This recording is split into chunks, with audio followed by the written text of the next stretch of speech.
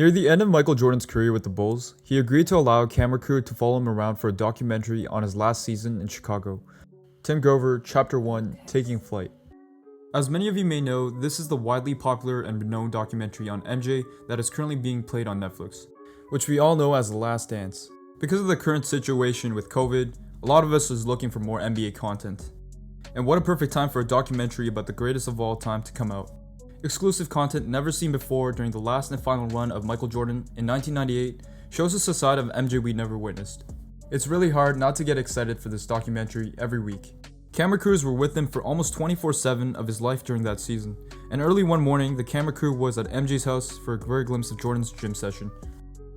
Yeah, MJ working out, not surprising, but what I'm surprised about is how rare MJ workout videos are on the internet. And I'm not talking about MJ's hoop sessions, I'm talking about him working under a barbell and lifting weights. The cameraman noticed a poster on the wall, a classic shot of MJ soaring through the air, with the caption, "How does MJ fly?" He zoomed into the poster, then turned to Michael and asked him, "How do you fly?" MJ just laughed, shook his head, and said, "Ask him." And that was Tim S. Grover, MJ's trainer for 15 years.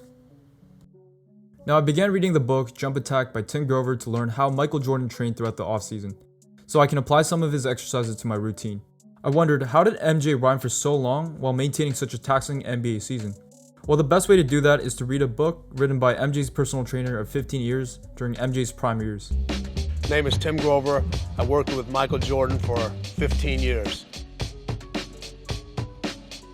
Everyone knows me as his trainer, but my official title was a sports enhancement specialist. Continuing on with Tim's story, he says, "Good question. No doubt MJ's genetics gave him a physical advantage. He has those huge hands and long limbs and predominantly fast twitch muscles that allow him to do extraordinary things.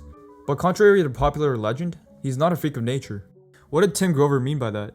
You mean the great Michael Jeffrey Jordan is not a freak of nature? The meaning behind Tim's statement is that to give credit to MJ's accomplishment and accolades to his genetics is grossly misrepresenting the reason of his success. Just like the future greats, such as Kobe and LeBron, it isn't their once-in-a-lifetime genetics that built their success, but their commitment to becoming the best. It was their mental toughness that exceeds far better than their peers, and their work ethic that is the main reason to their success. So if the trainer of the GOAT is saying the reason to MJ's success is not the genetics, but hard work, why not just do it?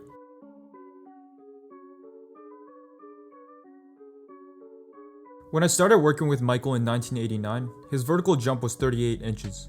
We got him up to 42 inches and eventually to 48 inches before he took a break from the NBA in 1993 to play baseball. 10 inches over several years. Now if this is true, did MJ really jump 48 inches? A seemingly ridiculous vertical even for the highest jumpers in the world. To answer this question, let's start off during his college years, when most people are still developing their athleticism and starting to reach their peak. Now given that MJ was listed at 6'5", 195 pounds in his college years with the Tar Heels, and still grew an inch to 6'6", we can assume Jordan was a late bloomer. This is also backed up from the fact that MJ grew from 5'11" as a sophomore in high school to 6'3" in his junior year, and progressing to 6'5" into his college years. On March 1983, during the final regular game of that season, North Carolina played against Duke. In one play, the Tar Heels turned the ball over after Jordan passed it to the post. With Duke on the fast break, it seemed like Johnny Dawkins would make the easy transition layup. But of course, out of nowhere, there was Jordan flying up to the lane and getting up so high that he hits his head on the backboard. The play was a goaltend, but no one cared, and it was the fact that a 6'5" guard hit his head on the backboard. Now for a 6'5" guard to do what Jordan did, how high did he jump? Well, we know the height of the rim is 10 feet, and the bottom of the backboard is 6 inches lower, giving a height of 9 foot 6 inches. Michael was 6'5" or 6'6", so based on simple arithmetic, 9'6" minus 6'6" gives us 36 inches. So Jordan was at least jumping 36 inches, and no one can refute this based on the video. Also, when someone is going full speed down the lane, just like Jordan was, vertical speed is not the only speed at play, and some of the energy is going horizontally. Therefore, MJ didn't even jump his highest. And if you studied basic high school physics, you know that kinematics shows us that you don't jump as high if most of the speed isn't directed vertically. This is on the assumption that you're applying the same amount of force to the floor or getting off at the floor at the same initial speed. Naturally, running jumps require some horizontal speed alongside vertical speed, because of it being an inherently speed-based movement. This is better explained by comparing long jumpers and high jumpers. Athletes competing in the high jump focus on converting or translating their horizontal speed into vertical speed. For long jumps, they try to maximize the direction of force they need to apply on the floor, which will allow them to travel the furthest. Ilya Ivanuk is a great example why high jumpers can be great dunkers using their vertical. High jump is a sport that can easily translate into single leg dunking. This is because high jump is a sport that focuses on getting the athlete's center of mass to the highest point. So the fact that Jordan had a lot of horizontal velocity in his jump, he was likely not jumping as high as he could. Regardless, he was able to hit his head on the backboard, and even then he was slightly above the backboard. So in 1982, in his sophomore year with the Tar Heels, we can safely assume MJ was jumping at least 38 inches. But we know Jordan jumps higher than that. Surely he doesn't only jump 38 inches. At the age of 19-20, like most athletes, Jordan hasn't reached his full potential in his athletic abilities. Fast forward to Jordan's early years with the Bulls, the pre-Pippen era where Jordan literally had no one else to rely on and had to carry the Chicago Bulls. This was also the time where young Jordan competed in the dunk contest, where he could display his amazing leaping ability without the worry of defenders hitting him in the air and potentially injuring him.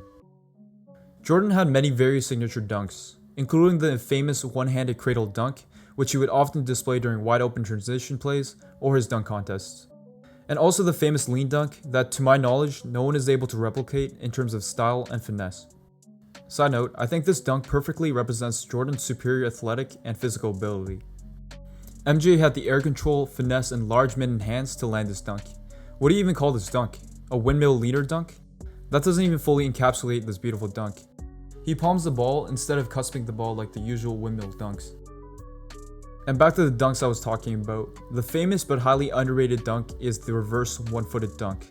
Jordan starts off on the right side of the wing and runs up into the low post, jumping to the other side and finishing up with a reverse dunk. Now Jordan has replicated these dunks in all of his dunk contests in 1985, 1987, and 1988. Nothing really stands out until you appreciate the airness in slow motion. You'll truly be able to appreciate Jordan's leaping ability. What's interesting is that each year, it seems as if Jordan was able to jump higher in these dunks. In his first year in 1985, he was able to get his head above the lower backboard, and in 1987, Jordan is able to reach his head on the rim, but ducks as soon as he is about to hit the rim. In 1988, Jordan is fully capable of hitting his head, but also has the ability to put his elbow into the rim.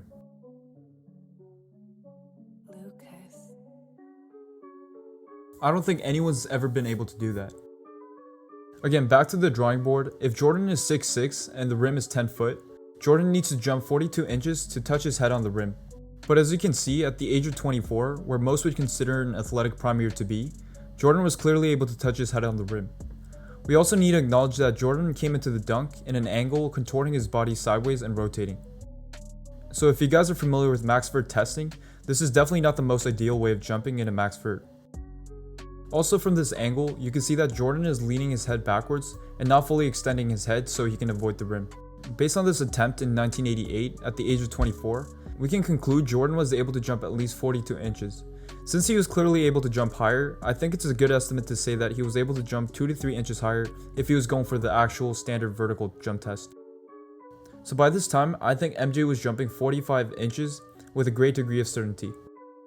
But now you might ask, what about the ridiculous whopping 48 inches of vertical that Tim S. Grover and many people in the media claim?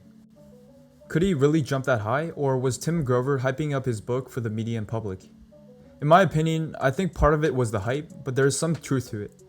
Jordan was clearly jumping up to 45 inches before he met Tim Grover, and was not jumping 38 inches in 1989.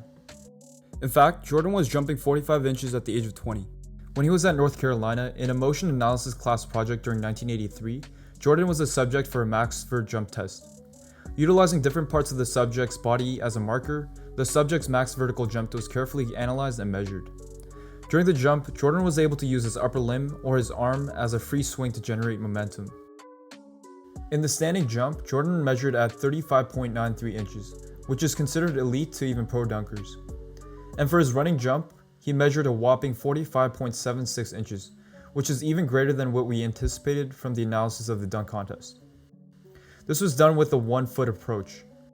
So if MJ had a max vertical jump measured with the Vanguard Motion Analyzer, recording a 46-inch vert at the age of 20, Tim is surely using his stories as a marketing tactic. MJ was not jumping 39 inches in 1989 at the age of 26 and did not get his vertical to 42 inches. Okay, but what about Jordan jumping 48 inches? Did he ever really jump that high?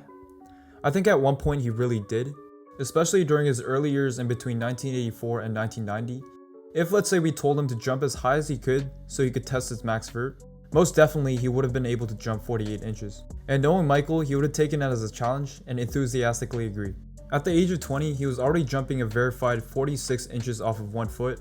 Is it crazy or out of reach to say he gained 2 to 3 inches of vertical during the NBA? After all, most track or power athletes who participate in sprints, jumps, or throws on average hit their peak by age 25. Jordan was 25 at the 1988-89 season. Is it a coincidence that Jordan was able to do a reverse elbow dunk off of 1 foot in the dunk contest that year? I think not. And if we told Jordan then to jump as high as he could for a max vert, without a shadow of a doubt, I believe Jordan would have been able to jump 48 inches, if not even jump 50. To conclude, I think Tim Grover was wrong in his statements, but I believe he and Jordan knew it. After all, marketing is the best way to make sales after the quality of the product. And I'm sure his statement helped him make a few more bucks. But overall, I believe Tim was right in that Jordan did jump 48 inches, but just not in the correct timeline he stated.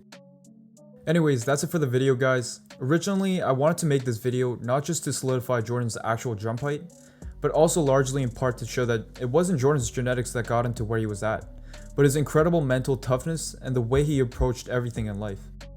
Jordan called up Tim, his trainer, in part because he was getting beat up by the Pistons, but also because Jordan knew even being the best player, there was still much to improve in his game. And for him, it was to get stronger. So when the GOAT knows you can still improve even though he's at the top, what does this tell us when we aren't even close to being at the top? Alright, thanks for watching the video, guys. If you guys stayed till the end, I really appreciate it. If you guys are new to this channel, feel free to check my other videos out. I make content on basketball, athletics, and development. And if you guys like this type of video and want more content like this, give it a thumbs up and subscribe to the channel. And make sure you turn on the notification bell. Alright, peace guys.